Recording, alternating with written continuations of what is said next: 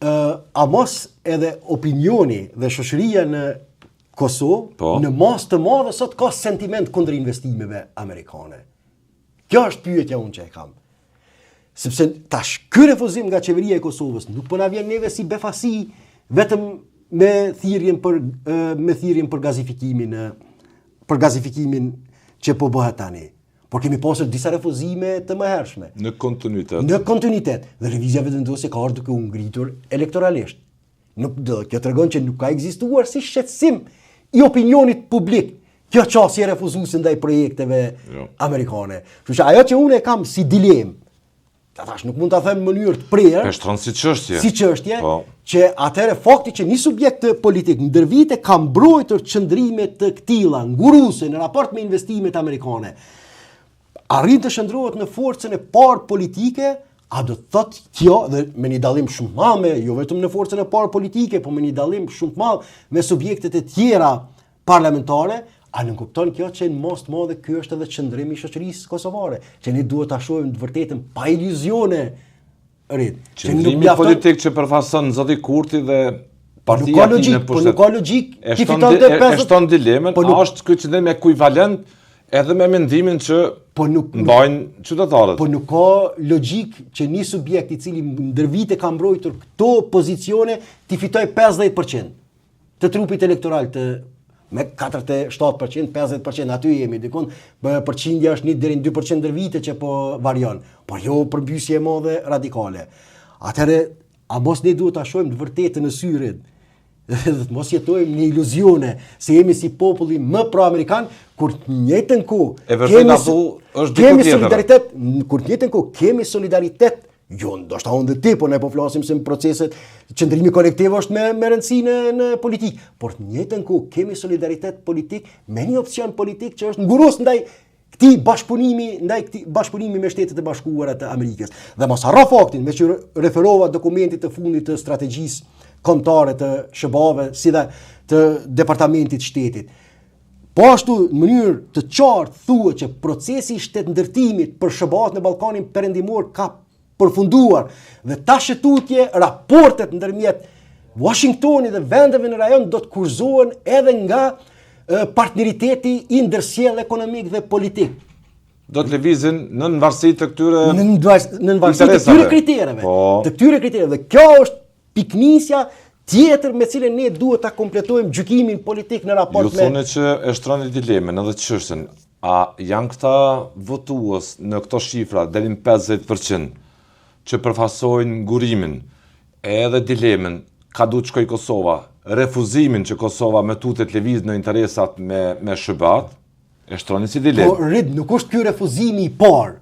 Nuk është sikur të ishte qenë refuzimi i parë, mund të themi që votuesit janë lajthitur. Por ne kemi pasur disa refuzime sa i përket natyrës investive amerikane në Kosovë. E vërteta thu qëndron se në Kosovë ka disponim të qartë të qytetarëve anti-amerikanë. Po ndëgjoj, Amerika nuk mund ta shpallim dashurinë platonike ndaj SHBA-ve.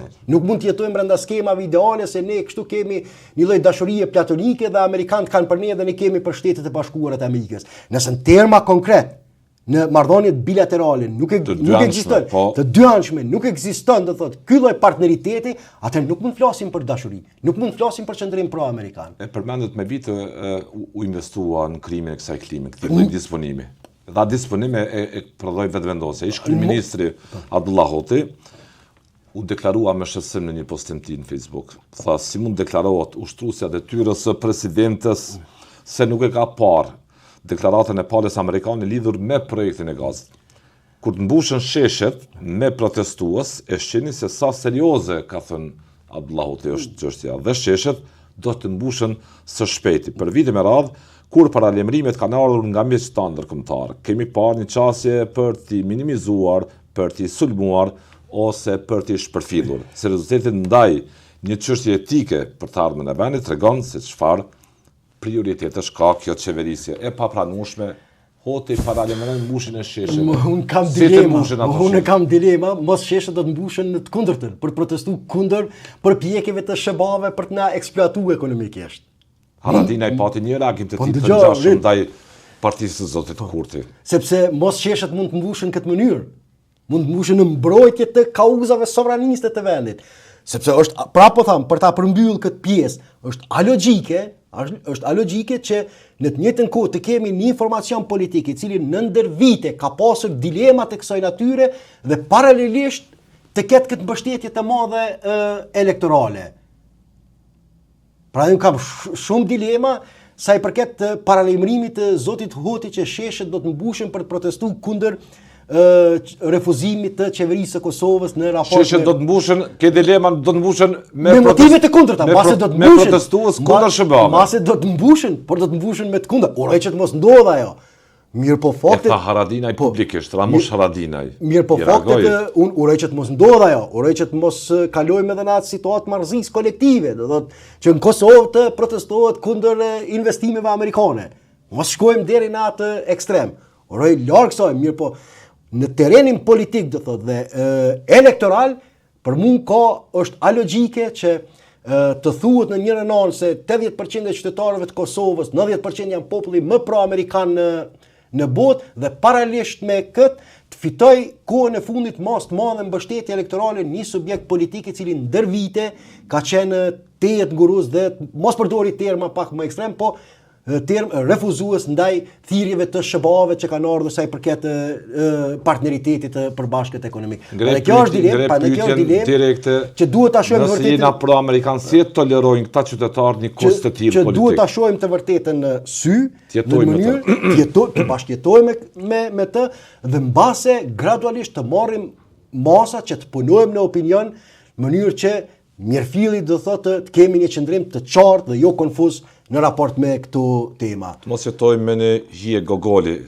Imagjino sot në 2026 në çfarë janë SBA. Unë kështu e shoh sepse ajo që ka ngritur dilemat e unë, ajo që ka ngritur dilema, që e ka sforcu indiferencën, tezën time mbi indiferencën e qytetarëve të Kosovës në raport me Shtetet e Bashkuara të Amerikës, kulmin e ka mbri në zgjedhjet e vitit kaluar. Nga se në shkurt, siç e kam përsërit disa herë, në shkurt të vitit kaluar lëvizja vetëvendosi i fitoi 42%. Ndërkohë, zgjedhjet e tjera u mbajtën në 28 dhjetor. Në këtë harë kohor, SBA-t e kumtuan lajmin për pezullimin e dialogut strategjik me Kosovën. Dhe çka ndodhi? Pikërisht partia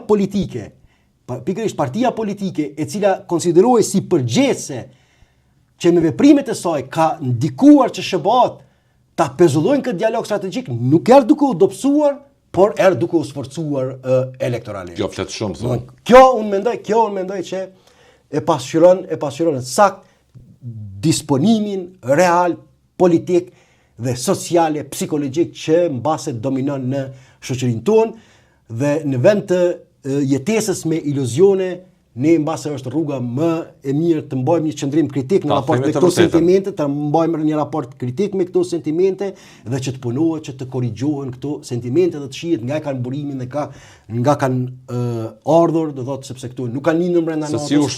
Nuk kanë lindur brenda natës. Asgjë politikëre nuk ndodh brenda natës. Kultivohet kohë të gjatë, investohet kohë të gjatë që një bindje të shndrohet dominuese në opinionin publik.